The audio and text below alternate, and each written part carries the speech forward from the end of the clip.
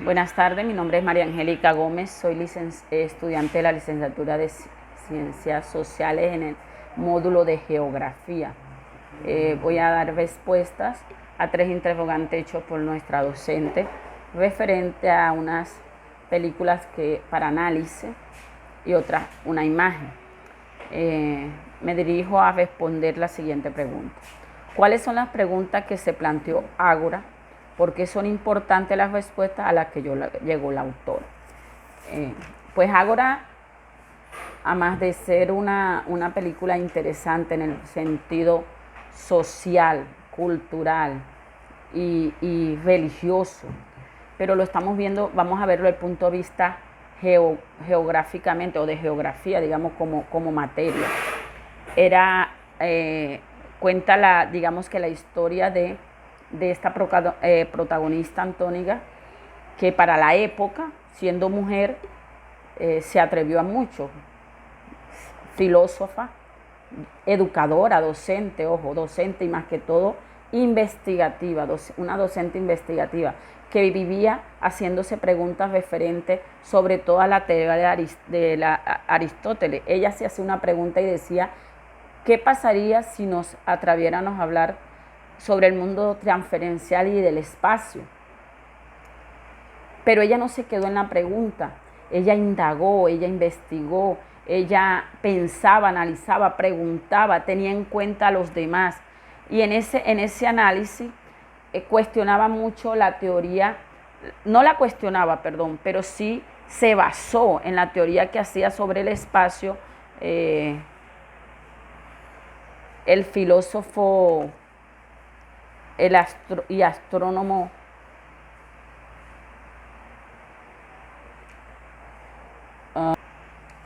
en ese enfoque. Ella se preguntaba eso y vivía investigando, no se quedaba ahí, ella indagaba, tenía un esclavo fiel porque por su nivel social era de la alta alcurnia de la época de Hipatía, creo que recuerdo el nombre, si no se me olvidó. Ella también se cuestionaba y decía qué pasaría si un círculo se dividiera en el centro en 2 materias, cómo aplicar el movimiento de la Tierra y con la figura tendría una hélice. En ese foco parecía ser uno solo, ¿ya? Pero ella investigaba y investigaba, ella no se quedaba ahí, teniendo en cuenta que el fin era investigar, pero era su creencia, tanto así que por su creencia murió.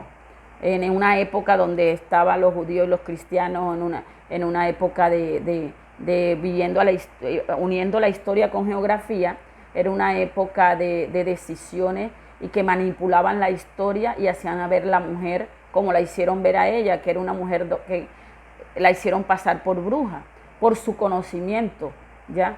Era una mujer que no se quedaba, prefirió estar sola, no cubrió el espacio de ser mujer como antónicamente nos llamamos, para una familia, para tener hijos, no. Ella quedó sola porque ella quería investigar, ella quería salir de su pensamiento, analizar qué podía hacer en esa parte. En este momento ella logró, digamos que morir con la convicción de que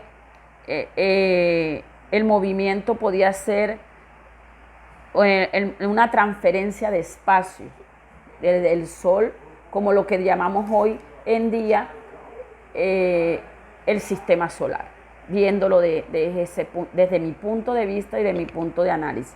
Esas preguntas se las hacía y ella se las contestó, pero se las contestó a través de esa investigación que hizo sobre el tiempo con sus alumnos, con la ayuda de sus alumnos y con la ayuda de este alcalde que la protegía, y desafortunadamente, bueno, ya sabemos los sucesos.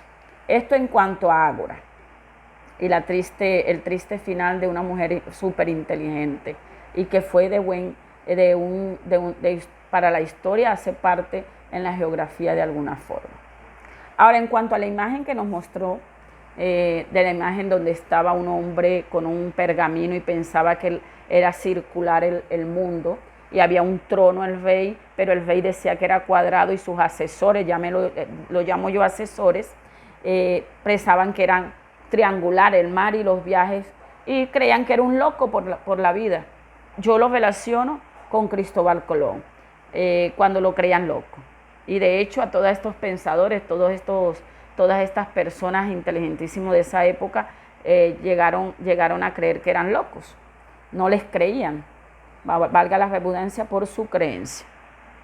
Ahora, en cuanto a la película, la pregunta referente al señor Humboldt, cuáles eran las reflexiones o las preocupaciones de Humboldt diferentes al pensamiento clásico. Para mí Humboldt, el pensamiento clásico se queda encajado en lo que es el plano, la geografía, el plano cartesiano, pero Humboldt iba más allá. Humboldt iba a investigar. La palabra clave de todo esto es investigación. Investigar a través del tiempo, investigar a lo largo, no ser efímero, no quedarse ahí. Y Humboldt, la preocupación era esa. Humboldt vivía, a pesar de que era pudiente, esperó que su madre muriera para él poder hacer lo que quería, que era investigar, pero con la observación en el terreno, no quedarse ahí, no quedarse nada más en lo que me decían en la educación o en lo que escuchaba de otro. Él quiso vivirlo, por eso hizo esos viajes a América, por eso se internó en la selva, porque a través de su observación él pudo analizar y pudo salir de muchas dudas y de muchas... ¿Cuál era la preocupación mayor? Recuerdo en la película cómo termina con ese matemático amigo de él, bueno, no muy amigos, pero digamos que afinidad por la ciencia.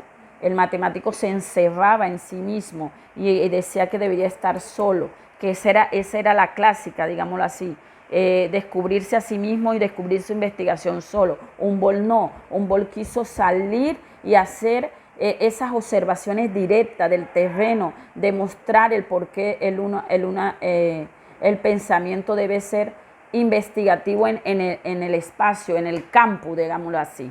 Creo que el miedo de Humboldt en esa película de Midiendo el Mundo tiene mucho que ver también como la forma de ver el mundo, de ver el pensamiento. Humboldt preocupaba también por no le gustaba lo que veía, la esclavitud, el procesamiento, todo eso hace parte de esa preocupación de Humboldt. Esa es la diferencia para mí del pensamiento clásico. El pensamiento clásico lo hizo su amigo Gues, el matemático, perdón si no doy para pronunciarlo, señor Gues, algo así, que era ahí en su casa, solitario, retirarse. Era un investigador, pero él en su pensamiento, para él, el cómo analizar, el cómo, pero ahí sin salir. Mientras que Humboldt fue uno de atreverse a demostrar que lo que decía era cierto, a demostrar a través de la investigación propia en el terreno, en el campo, era la oportunidad. Espero, señor, estar bien enfocada en cuanto a las tres preguntas y bueno, habló para usted María Angélica Gómez.